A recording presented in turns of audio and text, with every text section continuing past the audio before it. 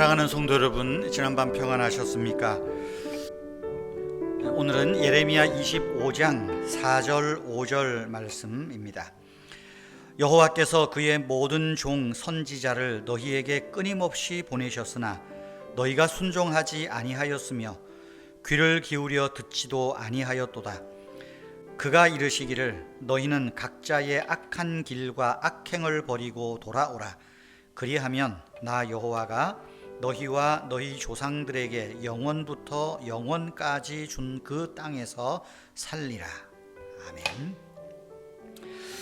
여러분, 여기 예레미야 25장은 그 유다가 바벨론으로 끌려가기 이전에 예레미야가 선포한 내용을 요약하는 그런 내용입니다. 예레미야는 지난 23년여 동안 끊임없이 하나님의 말씀을 전했습니다. 그러나 유다와 예루살렘에 사는 사람들은 그 어느 누구도 예레미야의 말에 귀를 기울이지 않았음을 탄식하고 있는 그런 내용입니다.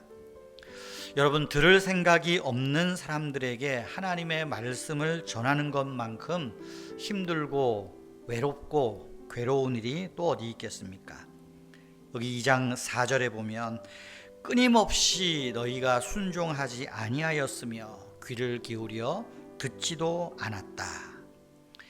선지자의 외로움이 고스란히 묻어납니다.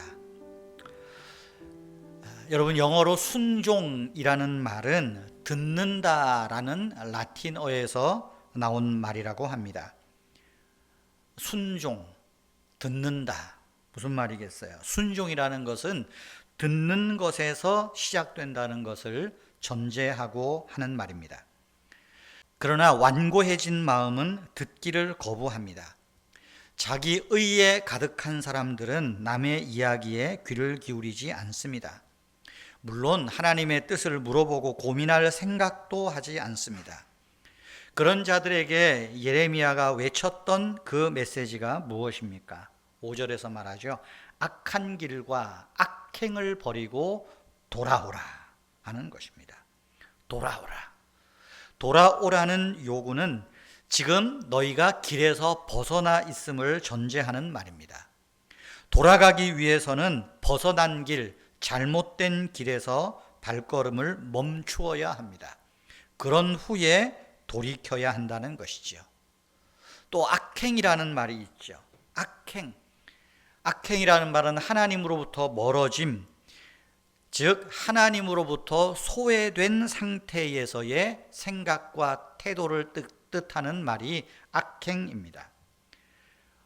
악이라는 말이 재밌습니다. 악이라는 한자를 보면 무덤을 형상화한 아라는 말과 마음심자가 결합되어 있는 말입니다.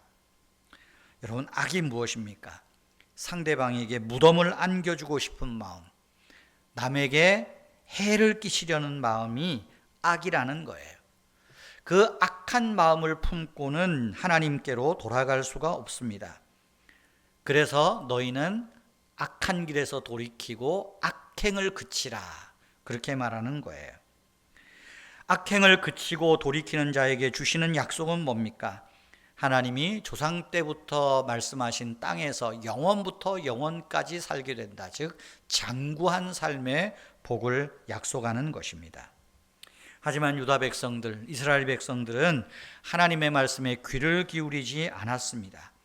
오히려 그들은 말씀을 떠나서 우상 숭배의 길에 접어들었습니다. 결국 하나님의 화를 자초하고 만 셈이지요. 결국 그들은 7절 이하의 10절까지의 말씀에 보면 그들이 살고 있는 땅에서 기뻐하는 소리, 즐거워하는 소리가 사라질 뿐 아니라 70년 동안 바벨론 왕을 섬기고 말 것을 예레미야가 예언하는 것입니다. 너희가 살고 있는 땅에서 기뻐하는 소리, 즐거워하는 소리가 사라질 것이다. 여러분, 예부터 잘 되는 집에서는 세 가지 소리가 담을 넘는다고 합니다. 글 읽는 소리, 일하는 소리, 아이들 웃는 소리, 이 세 가지랍니다. 생각해 보면 이 세 가지 중에 어느 하나가 빠져도 그 집은 허전할 것입니다. 그렇지 않습니까? 아이들이 어릴 때 한참 웃다가 다 크고 출가하고 이제 집을 떠나면 적막하잖아요. 그런데 하나님의 말씀을 벗어나고 하나님께로 돌이키지 않는 그 집에, 그 사람들에게 이런 기쁨의 소리, 즐거워하는 소리가 사라진다. 빛이 사라진다. 얼마나 비참한 상황이겠습니까? 여러분, 주님을 등진 삶은 끔찍한 폐허만 남습니다. 하나님의 말씀을 듣지 않을 때 모든 기쁨의 소리가 사라집니다. 말씀 앞으로 하나님께로 돌이키지 않을 때 어둠이 덮이고 맙니다. 남아있는 것이 내가 많은 것 같아도 주님을 등진 삶은 기쁨도 없고 즐거운 소리도 없고 더 이상 빛을 볼 수 없는 공허한 빈 껍데기 안의 삶이라는 것입니다. 주님은 말합니다. 너희가 내 말을 순종하지 아니하고 너희 손으로 만든 것으로서 나의 노여움을 일으켜 스스로 해하였다. 하나님께서 왜 이 말씀을 하실까요? 돌아오라는 거예요. 회복하라는 것입니다. 주일날 말씀드린 대로 처음 사랑을 회복하고 처음 행위를 가지고 돌이키라, 회개하라, 그 말씀하는 것입니다. 오늘 예레미야 25장 5절에서 주는 말씀을 기억합시다. 돌아오라. 그리하면 내가 준 땅에서 영원부터 영원까지 살리라.